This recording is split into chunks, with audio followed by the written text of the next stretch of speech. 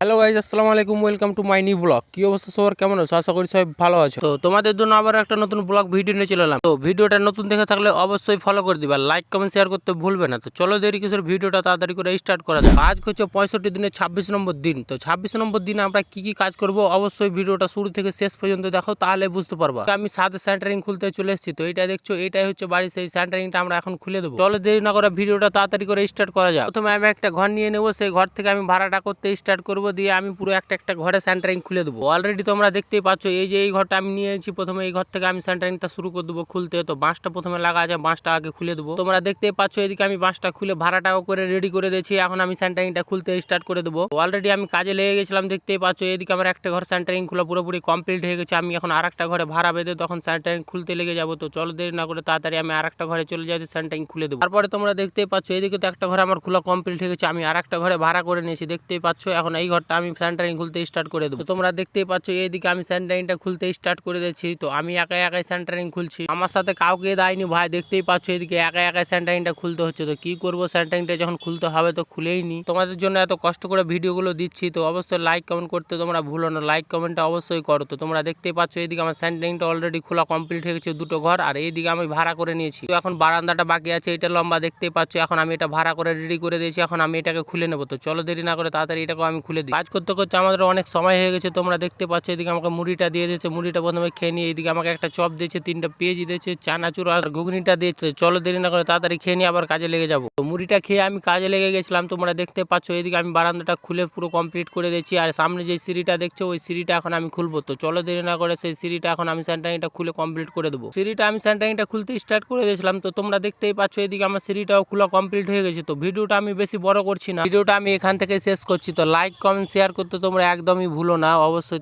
চলো নেক্সট ভিডিওতে দেখা হচ্ছে। আসসালামু আলাইকুম।